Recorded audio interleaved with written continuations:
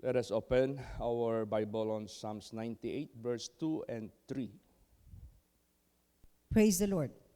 The Lord hath made known his salvation. His righteousness hath he openly showed in the sight of the heathen. He hath remembered his mercy and his truth toward the house of Israel. All the ends of the earth have seen the salvation of our God. Yes. Dito natin maiintindihan that God is mindful of His covenant. Dahil sa Old Testament ay marami ng revelation ang Diyos na ililigtas niya ang Israel at ililigtas niya ang mga Gentiles. Inuna niya lang ang Israel, then mga Gentiles. Ang nangyari, because of the unbelief of the people of Israel, they were broken off, and because of the faith of the Gentiles, they were grafted in.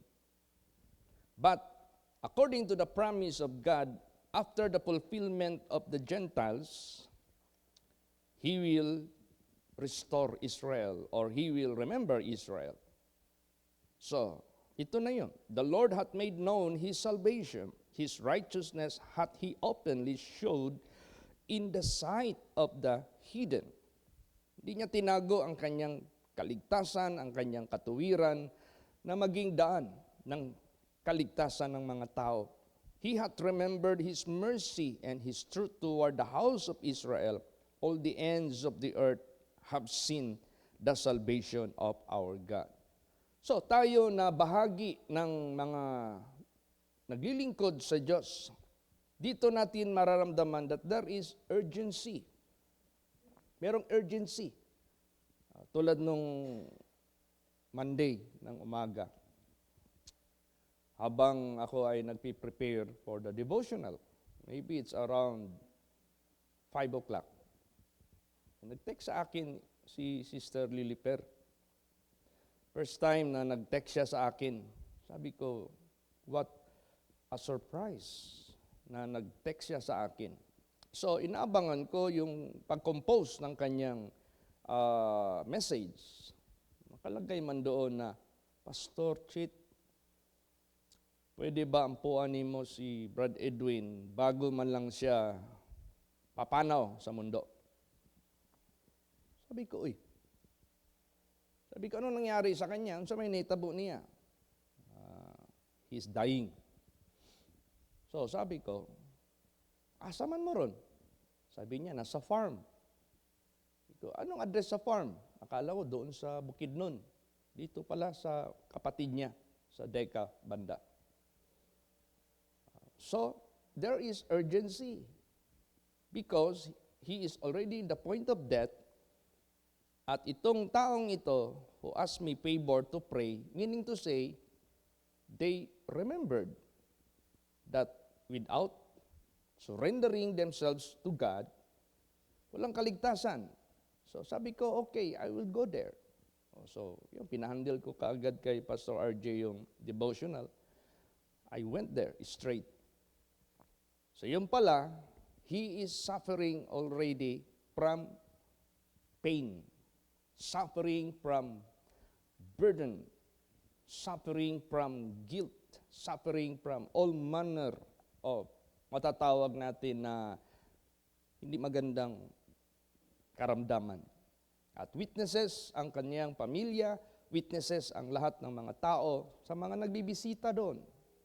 So, wala siyang he can no longer smile, he can no longer talk with all the gracefulness. Wala na, hindi na siya graceful.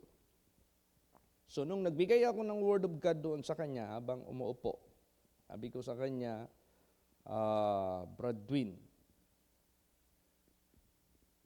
you acknowledge your sin. You repent. Jesus loves you, and we love you too, sabi ko sa kanya. Actually, a while ago, we are mentioning you. And Liliper, we remembered you. So, a day before, nag-usap kami ng asawa ko, Pastor Joy, about them. So, yun, sabi ko, nililigtas ka ng Diyos. Hindi pwede na i-justify mo yung kasalanan mo. Nagpipreach ka ng Word of God kasi He is already preaching. Hindi pwede na nagpipreach tayo ng Word of God, hindi natin i-put under subjection yung ating laman sa ating pinipreach. Alam mo na kung ano ang iyong status. Will you repent? Will you acknowledge your sin? Talagang in-acknowledge niya. Ganon din si Lilifer. So silang dalawa ang inanak ko. After that, pray, intercede, ask for the forgiveness. Alam mo anong nangyari? As the witnesses saw the difference after the prayer, after the repentance, after the releasing, lahat-lahat ng mga kasalanan. Uy, nakaka-smile na siya. Nakakatulog na rin siya. Kahit short, pero mahimbing. Tapos, bumisita kami kagabi doon, nag-service kami. Masaya na siya. Mismo yung kanyang ate, nagsasabi, Pastor, iba talaga. Na naprayhan siya, nag-repent siya, nakikita namin ngayon pa lang talaga. Sa tagal ng sakit niya, ngayon pa lang namin siya nakikita na nag-smile, frequent magsalita. Di ba? So, ibig sabihin niyan, there is urgency. Kaya, nag-preach ako doon kagabi, hindi lang itong message na ito, this is not only for a person who is in the point of death. Dahil ang kamatayan, it is not only caused by this kind of sickness, slowly, mamamatay ka. There are also deaths. May mga kamatayan din, walang sakit. Tamaan ng stray bullet, walang sakit. Nasagasaan sa karsada, instant, namatay, walang sakit. Sinaksak, walang sakit, na tripan.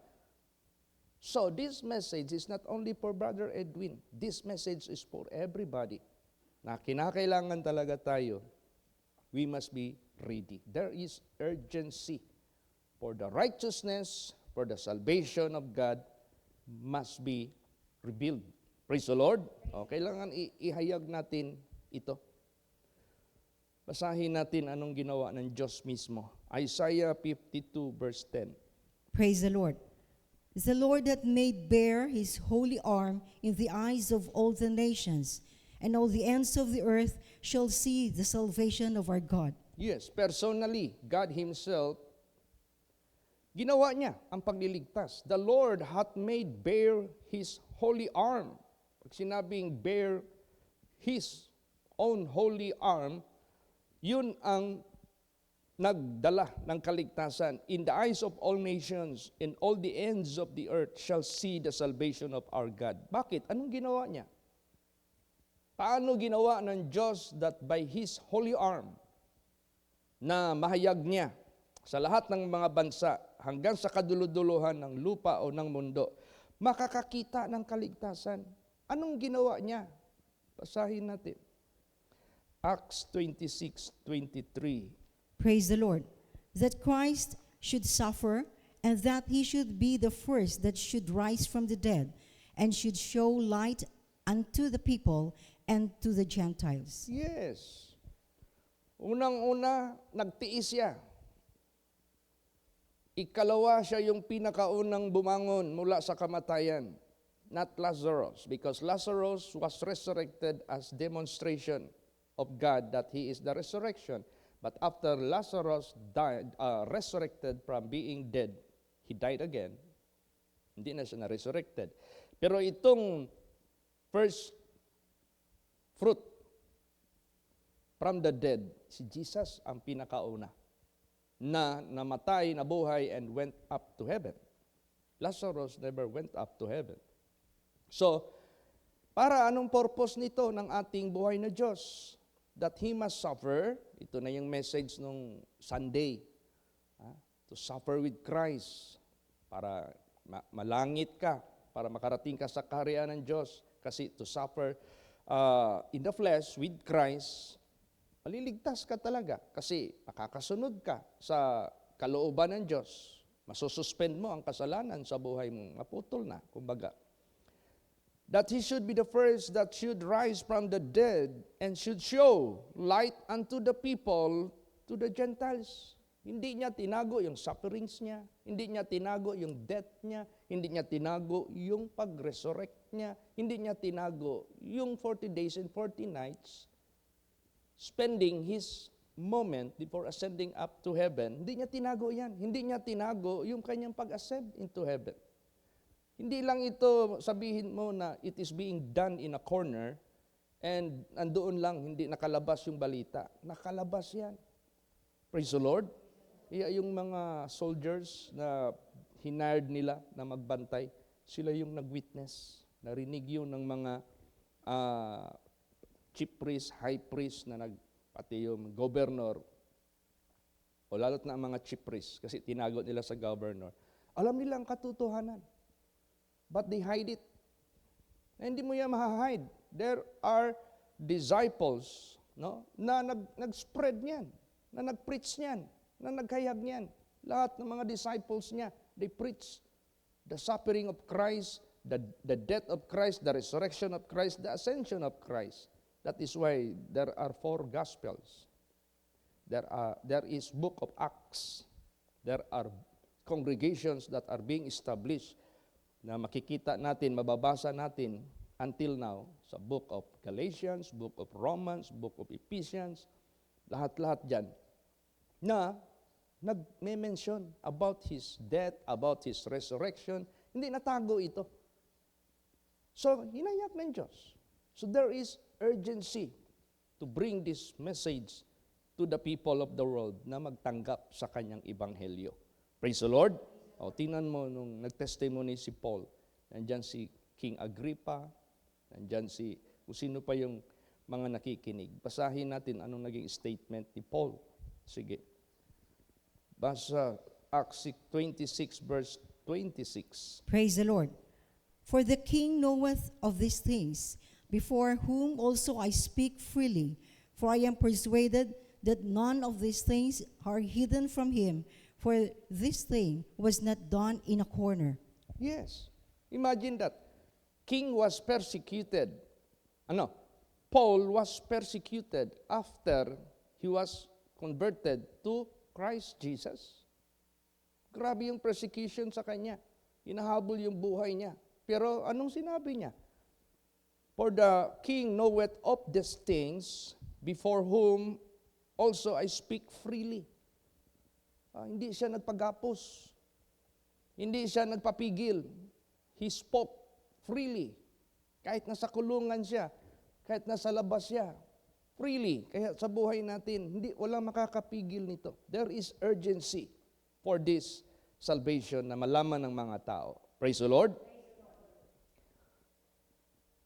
For I am persuaded that none of these things are hidden from him. For these things was not done in a corner. See? Nahayag ito. Pero kailangan lang talaga someone will speak the word of God. Someone will preach the word of God. Para maintindihan nila. Para may conviction. Para may performance ang kapangyarihan ng Diyos. Kaya, napaka-importante talaga ito. Ngayon, alam natin na may mga taong humahanap sa Diyos. There are people who are seeking God. There are people who are thirsty about God. Kaya pinipray ko nga, sabi ko nga kay Pastor John Mark, Pastor John, send mo uli sa akin yung address sa lugar nila, Sister Dailin. I felt the urgency for the souls who are waiting there. Sabi ko kay Pastor John Mark, kumusta Pastor John? Anong magandang schedule natin dyan? Anong sabi ni Pastor John Mark? Oh, they told me they are just waiting for you. They are already expecting. So, there is urgency for that. Praise the Lord.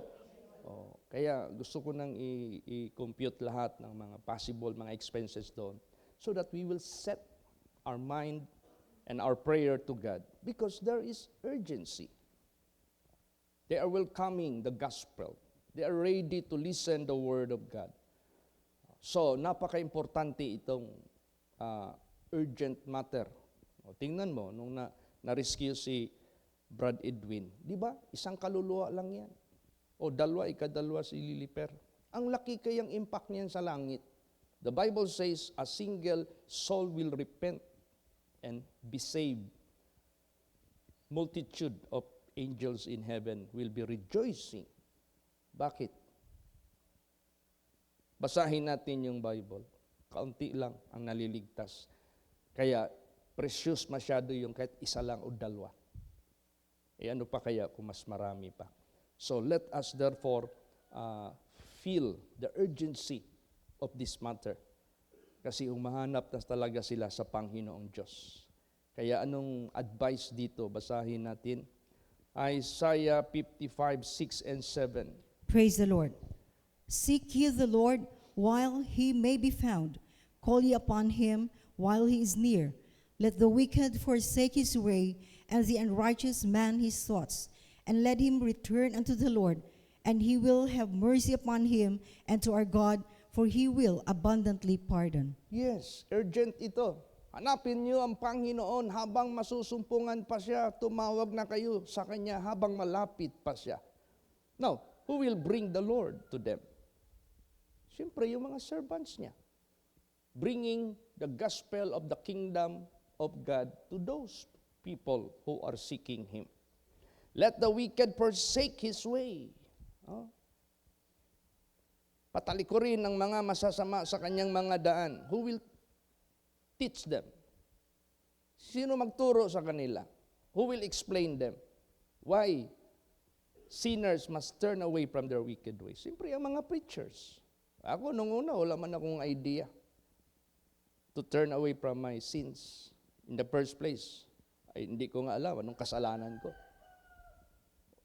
I thought, yung mga ginagawa ko, okay lang.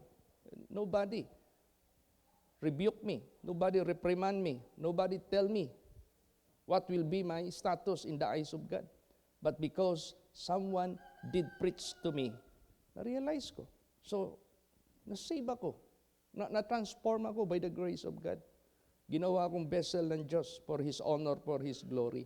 So, ganun din ang mga tao. Who will tell them na bakit magtalikod ang mga masasama sa kanyang kasalanan? Hindi nga nila alam na makasalanan sila. Who will tell them that they are sinners? The Word of God na kailangan salitain ng kanyang mga servants. Praise the Lord. And the unrighteous man his thoughts, let him return unto the Lord. Bumalik na sa Panginoon. Kasi lahat ng tao created by God and from God. Separate ka lang because of sin. So you have to return. You have to be reconciled with Him. He will have mercy upon him and to our God, for He will abundantly pardon. Still available. Still, ito ay matatanggap ng mga tao. So may mga tao na pag sinabihan mo ng welcome ba kayo sa salita ng Diyos, they will agree with you. So let us therefore answer them. Praise the Lord. Let us therefore attend our heart to them, to rescue them. Kasi may mga tao na natestimonian mo, tapos mag-welcome sila, then let us attend to their response na positive, na tatanggapin nila ang banal na salita ng Diyos. Lalo't na itong lugar ni Sister Dailin. Remote area, walang simbahan doon. Wala. Siguro isa lang simbahan doon, yung Catholic. Yan naman talaga ang pinakauna na nagdagsa dito sa Pilipinas. So, kailangan talaga mabigyan sila ng salita ng salita ng Diyos. It doesn't matter how difficult of going there. Yung Madsayap, kung hindi nagtiis si pastor diyan, ang mga simbahan diyan sa Davao Oriental, kung hindi si pastor naglagay ng urgency sa puso niya, napuntahan niya, kahit magbaktas, hindi yan sila maligtas. Ganun din sa buhay natin. Praise the Lord.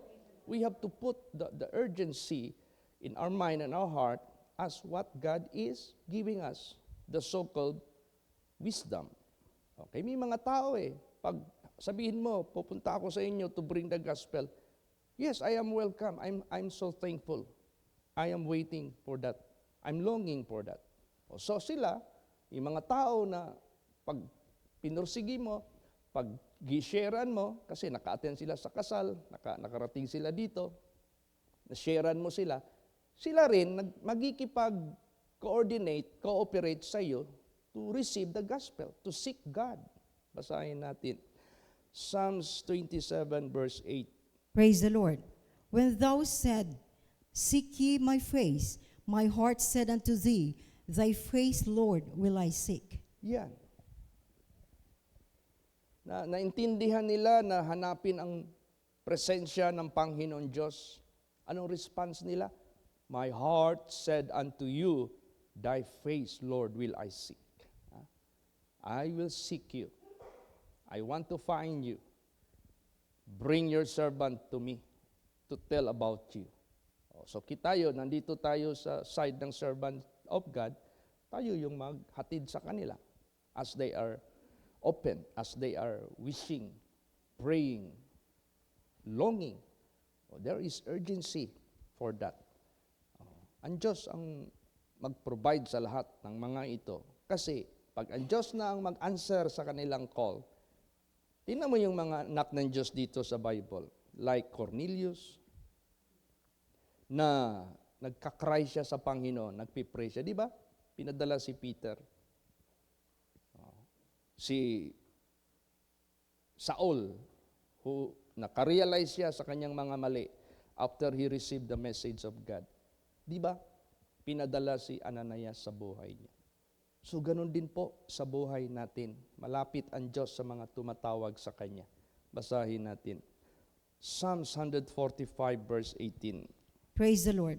The Lord is nigh unto all them that call upon Him, to all that call upon Him in truth. Yes, malapit ang Panginoong Diyos. Meaning to say, pag malapit ang Panginoong Diyos sa tumatawag sa Kanya, He is reachable. He is available. Kaya nga sabi ng kapatid ni Brad Edwin, yung babae, elder sister, hindi ko nga, pastor, in-expect na pag-chat sa iyo, na papuntahin ka dito. Ang bilis, nandito ka na. Hindi man niya alam na kapitbahay lang natin sila. Diba? Praise the Lord. So, ngayon, sa buhay natin, malapit ang Panginoong Diyos. Ibig sabihin yan, if they expect for us to go there, then we can reach them because God is sending us to them. Amen? Praise the Lord. So tayo naman, let us put urgency in our mind and our heart. Si pastor, pag magsabi niya, punta ako ng Madsayap, ay nako, sabihin ko sa iyo, it doesn't matter what is ano man ang sacrifice, ano man ang layo, ano man ang init, ano man ang gutom na pwede niyang raranasin sa daan dahil there is urgency in his heart, in his mind na nilagay ng Diyos sa puso niya. Tingnan mo si Paul, may urgency. Sabi ng vision or dream, kumakaway yung mga tao, yung Macedonian call. Di ba? Right away, they went there. Nandun pala si Lydia. Nandun pala ang pamilya. Nag-welcome sa kanila. Hindi na nga sila pauwiin. So, ganun ang katotohanan ng pamamaraan ng Diyos. Talagang hinahayag niya ang kanyang pagliligtas. Tingnan mo, si Solomon, binigyan siya ng idea na paghanapin mo ang Panginoon Diyos, masusumpungan mo. Pero pag itakwil mo naman siya, itatakwil ka rin ng Diyos. May warning na kay King Solomon. Si King Solomon hindi lang nakinig. Nung siya ay masyado ng yumaman at na-discover na yung wisdom na binigay ng Diyos sa kanya, he forgot. Ang nangyari, he forsook the Lord and he cling to the gods of other people, especially yung mga reyna na naasawa niya from different places na dinala niya doon sa Israel, pati yung Diyos-Diyosan nila, ginawa niya ng altar. Kaya, God forsook him. Tinakwil siya ng Panginoong Diyos. Kaya mahirap talaga. So we have to give warning all the people. Praise the Lord. Basahin natin. 1 Chronicles 28 verse 9. Praise the Lord. And thou, Solomon, my son, know thou the God of thy father, and serve him with a perfect heart and with a willing mind. For the Lord searcheth all hearts, and understandeth all the imaginations of the thoughts. If thou seek him, he will be found of thee. But if thou forsake him, he will cast thee off forever. Yan. Tingnan mo? So, if there are places or people na sinabihan mo to seek God and they answered, yes, I agree with you. You're welcome to my place. So, let's go there. Let's put urgency to our heart. Praise the Lord. Kasi open eh.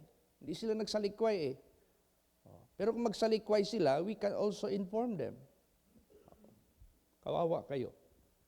So, therefore, ganon ang the way God will tell the whole world pertaining His saving grace and pertaining the warnings. Hindi talaga yan pwedeng maiwasan. Kaya, saan ba dito yung urgency na sinasabi ng salita ng Diyos na dapat madaliin natin at huwag nating hayaan na mawala na lang yung kanilang kainitin sa pag-welcome? Basahin natin. Matthew 5:25. Praise the Lord. Agree with thine adversary quickly while thou art in the way with him, lest at any time the adversary deliver thee to the judge, and the judge deliver thee to the officer, and thou be cast into prison. Yan, ito yung urgency. Makipagbati ka na sa kaaway mo, madalian, quickly. Walang quickly na slowly, walang quickly na dahan-dahan. Quickly, bilisan. Habang nasa daan ka pa. Anong nasa daan ka pa? You are not reached the venue. Saan ba yung venue? Sa presence of God. Ano ba yung presence of God? When you are dead already. To be absent in the body, to be present in the Lord. So if you are still in your body, so you are in your journey, going to your Creator. So while you are in the journey, sa buhay mo, dyan mo na gawin yung quickly na makipagbati ka na sa iyong kaaway dahil nagkasala ka sa Diyos. Maraming mga tao, hindi nga nila alam, kaaway sila sa Diyos. Ganon din sa buhay ko noon. I never realized that I was an enemy of God before because I was a lover of the world. The Bible says, whosoever loveth the world is enemy of God. Doon ko lang nalaman. So, kung hindi natin sila bigyan ng gospel, hindi nila maintindihan ang kanilang kalagayan. But after they have known the truth, siyempre, pagbigay mo ng advice sa kanila, magsisi na kayo, tumalikod na kayo sa Kristo. Tingnan mo si Brad Dodo ng Dipolog. Hindi basta-basta pagka-notorious yun. Pero nung sabi ni Sister Gemma, Pastor, puntahan natin yung kapatid ko na notorious. Yung mga sakop ng pamilya, parang natakot sila ba, baka mag-wild. Hindi mo mapigilan yon. So, ang isip ko, rescue. Ang isip ko, greater is Jesus kaysa nasa Kanya. Yan, pumunta kami. O di until now, patuloy siya. Praise the Lord. Hindi na yan bumigay. Weekly, nandun na si Pastor John Mark, nagbibigay ng Word of God sa kanila. They welcome, they continue. At grabing miracles nangyayari sa kanila. Yung anak niya na aksidente, nabagok yung ulo sa dapat operahan. Through prayer, through faith din niya, pinagaling ni Lord Jesus. Grabe ng himala ginawa ng Diyos. Yung manifestation ng presence of God sa buhay niya. Hindi mo na siya mapainom ng alak. Grabe yung Ito na, may urgency. Lest anytime the adversary deliver thee to the judge, and the judge delivered thee to the officer, and thou cast into prison. Anytime? Anytime you shall die. Anytime you will face the judge. Anytime you will be delivered to the consequence of being unrepentant heart. Hindi ka pa nakapagsisisi. Meron ditong isa na hindi niya binigyan ng pansin yung kaligtasan. yung gospel. Alam mo yung kaligtasan, gospel. Kaya gospel of salvation. Gospel of the kingdom of God. Hindi niya binigyan ng weight. Hindi niya binigyan ng bigat. Ito yung tao na mag-receive na ng blessing sa kanyang father. Hindi niya pa binigyan ng weight. Bininta niya yung kanyang birthright. Ganon din sa buhay natin. Pag maintindihan ng tao na gaano kaimportante yung kaligtasan mo, hindi mo pwede yung i-sell for something pag naintindihan mo yan. Kasi darating ang panahon, pag hindi mo yung binigyan ng kahalagahan, wala. Kahit ano pang beg for mercy. Basahin natin. Hebrews 12:17. Praise the Lord. For ye know how that afterward, when he would have inherited the blessing, he was rejected, for he found no place of repentance, though he sought it carefully with tears. Yes. So, pag maintindihan ng mga tao ito, tulad natin, naintindihan natin ito, di ba? We never cease, we never stop listening the Word of God, doing His will, doing His leading sa buhay natin. Kasi alam natin na pag mawala na naman tayo sa kaligtasan at madatnan tayo ng kamatayan, wala na. Hindi na natin mabalik yung pagkakataon na yan. Kaya, salamat tayo, meron tayong daily exhortation para to maintain our good relationship with God. Daily exhortation to maintain our sanctification. Kaya yan ang nararapat. Kaya nga dapat bawat lugar na makrusudahan, dapat pag mag-welcome sila, maiwan talaga doon. Kaya ako nag-canvas na ako sa mga young people o sino pa man na magpagamit sa Diyos. Are you willing to, tinatanong ko sa kanila, meron bang calling si Jesus sa buhay mo to be a pastor? Nag-canvas na ako. Kasi I must prepare na in case may mga ma-open, dapat malagyan talaga yan. Praise the Lord. At habang hindi pa talaga yan malagyan, yung pinakamalapit doon, si Pastor John Mark, pwedeng mag-follow up doon. Hindi pwede na hayaan na lang natin yan silang mawala. Kaya there must be a daily exhortation. Kaya magtaka ka, bakit yung ibang simbahan, Sunday lang yung kanilang samba? O kaya dalawa lang, prayer meeting at saka Sunday. Dapat merong daily exhortation. Praise the Lord. Basahin natin last verse, Hebrews 3:13. Praise the Lord. But exhort one another daily, while it is called today, lest any of you be hardened through the deceitfulness of sin. Yes, anytime kasi titigas yung puso natin. Anytime kasi titigas yung ating damdamin sa nararapat nating pagtuunan. Anytime yan. So pag there is an exhortation, daily exhortation, so malayo ka sa pagtigas ng iyong puso out of deceitfulness. Kasi refresh ka lagi sa salita ng Diyos. Kaya ganun ka importante yung ating paglilingkod sa Diyos. Hindi winala ni Jesus yung daily exhortation. Amen? Praise the Lord. Kaya i-pray natin that there is urgency for the people who are calling and waiting for the gospel to be delivered to them. So, i-pray natin ito.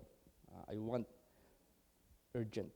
Lalo't na ang maganda kasi doon, May, itong buwan na ito. Kasi mainit. Yun ang sabi nila, Pastor, maganda dito yung mainit. Sige. Kasi malaki ang ilog dito pag mahirapan magtawid. So God gave us the opportunity to put in our mind and our heart the urgency of the so-called Macedonian call. We pray, God will listen, God will hear us, and God will provide. And God will send us miraculously. Praise the Lord. Magsitayo po ang lahat.